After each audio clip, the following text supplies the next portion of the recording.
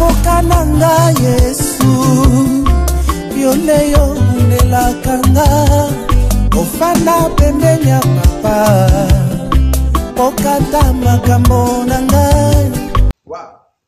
Très belle question. Quel est le fruit que Adam et Ève ont mangé? La Bible dit c'est ma fruit. Ok. C'est quel fruit? C'est notre sœur Jeannette. Oui. Elle a posé cette question.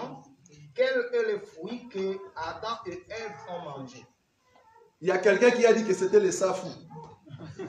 Par rapport à un théâtre Lianja. Vous connaissez Lianja? Voilà, il a dit que c'était les safou. Ok. C'est quel fruit? Cherchez dans la Bible. Nous sommes là. C'est question-réponse. L'enseignement. Nous sommes. Donc ici, c'est pas un culte. C'est question-réponse. C'est-à-dire, le ministère est là, répond. Si tu as la réponse et tu connais la réponse, tu sais nous donner. On peut toujours corriger cela si il y a de fautes de là-dedans. C'est vraiment un partage. Ça va? Voilà. Quel est le fruit que Adam et Ève ont mangé?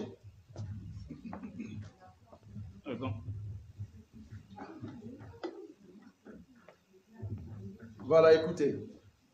Je suis dans le livre de Genèse. Voilà. Chapitre 3. Genèse 3.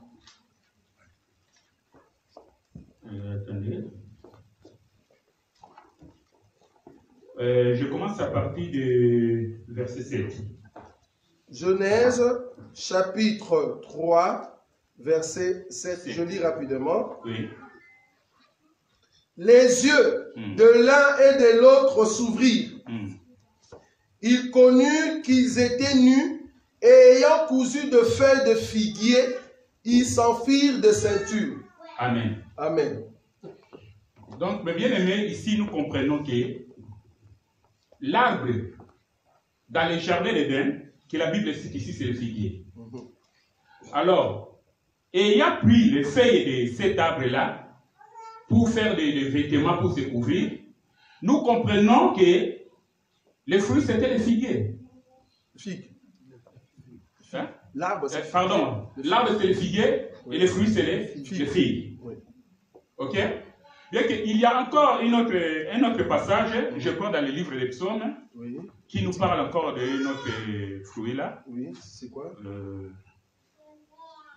Je crois que c'est dans le psaume ou Cantique des Cantiques, peut-être. Cantique des Cantiques, hein? Moi, je vais prendre les Cantiques des Cantiques. Cantique, Oui. Cherchez-moi ça. Cantique des Cantiques nous donne aussi une écriture. Bon, ici, Cantique des Cantiques ne parle pas de figuier. Non, pas figuier. Non, autre chose. Autre chose. Allez-y. Oui, mais vas-y, on va lire. Cantique des Cantiques, chapitre 2, le verset 3. Oui. Comme un pommier au milieu de l'arbre de la forêt, tel est mon bien-aimé parmi les jeunes hommes. Je désire m'asseoir à son ombre, et son fruit est doux à mon palais. Vous avez entendu ça? Oui. Pour la personne qui est en train de nous poser en direct, l'homme de Dieu, Roger, nous a donné en fait une écriture dans Genèse, parce que quand tu reconnais que tu es nu, la première des choses, tu vas chercher quelque chose pour cacher ta nudité. Or, comme il était sous l'arbre, il va prendre seulement le fait de cet arbre-là pour se couvrir. Ça va? Donc, par rapport à l'écriture de notre bien-aimé Roger, là où Ève s'est trouvée, quand ils ont reconnu qu'ils sont nus, ils ont pris le fait de figuier. Donc, l'arbre en question qu'ils ont coupé, c'est la figue. Est-ce que vous voyez ça?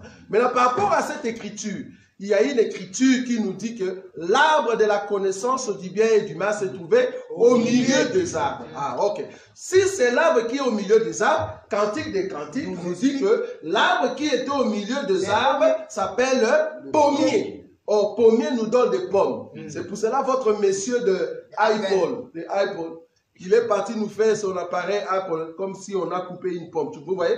La pomme en question qu'ils ont coupée, c'est comme si il a compris l'écriture des Cantiques, que c'était la pomme qu'on avait mangée. Mais nous disons par rapport à cette écriture que l'arbre qui était au milieu, c'est le pommier. C'est le pommier. Maintenant, la question de la sœur, c'était quoi? Est-ce que c'était par rapport au nom ou bien par rapport à la pomme? Non. Nous disons que dans la lettre comme ça, noir sur blanc, ce que nous pouvons dire, c'était de figue ou une pomme. Ça, c'est noir sur blanc, par rapport à ces deux écritures. Mais est-ce que c'est certain qu'ils ont mangé vraiment le fruit normal. Parce qu'il n'y a personne d'entre nous qui peut manger la pomme à la maison et puis directement, si tu avais des habits, tu te dis, oh, je suis nu. Il n'y a aucune pomme qui peut te faire ça. Vous voyez?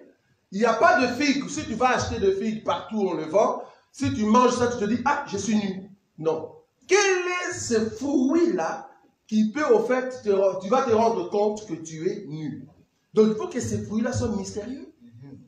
C'est là-bas que intervient ce qu'on appelle la révélation. Parce que le fruit est mystérieux. Quel est ce fruit quand tu manges, tu te dis, je suis nu. Vous voyez? Oui? Dis, pause, vas-y. Je pense que le fruit n'était pas forcément physique, mais que c'était plutôt désobéir à Dieu. Ça, c'est l'acte. Oui, ça, c'est l'acte. C'est juste.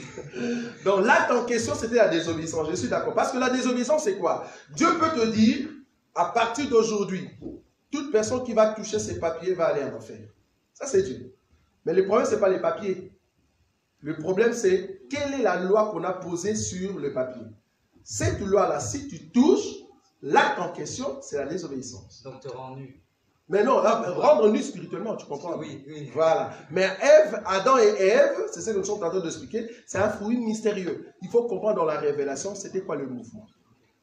Ça va? Et dans la révélation, le mouvement en question explique, parce que la Bible explique Dieu et sa femme. Et la femme en question est double. Amen. Tu vois? Toute la Bible explique Dieu et sa femme qui est double et l'ennemi.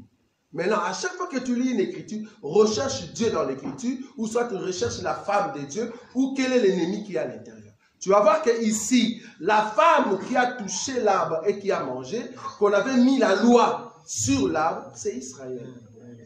C'est Israël qui vient de toucher la loi que Dieu ne voulait pas. Or, la seule loi qui interdisait Israël de ne pas toucher, c'était de ne pas toucher le Fils.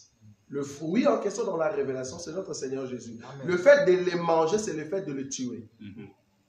Ça, c'est dans la révélation.